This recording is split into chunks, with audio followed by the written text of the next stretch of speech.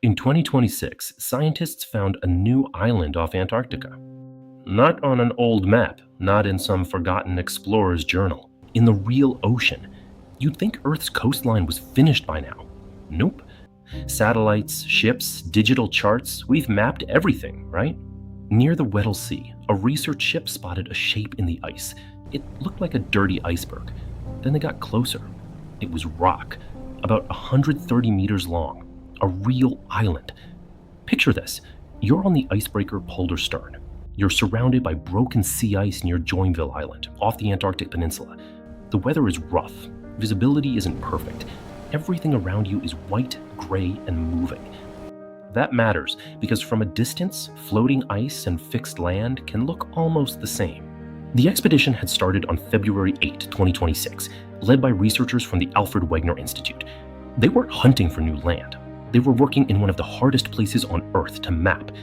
And then, ahead of the ship, something dark appeared in the ice. At first, the team thought it was just another iceberg with dirt on it. That happens. Ice can scrape against rock, pick up sediment, and look surprisingly solid. But Simon Druder and the crew weren't convinced. The Polar Stern changed course and moved in carefully, stopping about 150 meters away. Close enough to see details, far enough not to risk the ship. And that's when the object stopped making sense.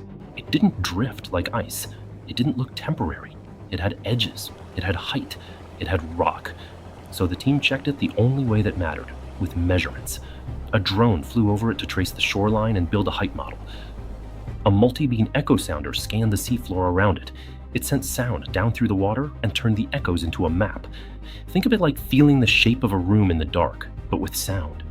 The result? A small island, about 130 meters long, 50 meters wide, and 16 meters above the water. Tiny on a world map, huge if you're the first ship staring at it. But here's the thing, this island wasn't completely invisible. The old nautical chart already marked this area as dangerous, not as land, not as a coastline, just as a warning.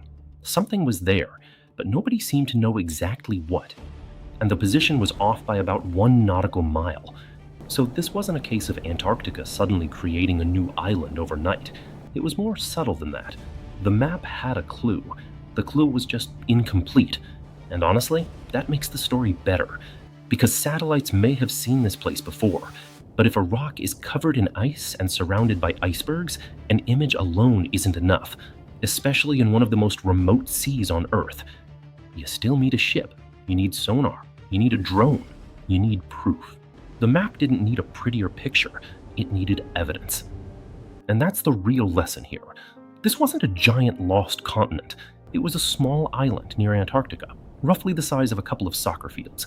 But it proves something bigger. Earth's map isn't a finished book, it's a draft. Especially at the poles, where ice hides shapes, storms erase visibility, and ships can't go everywhere.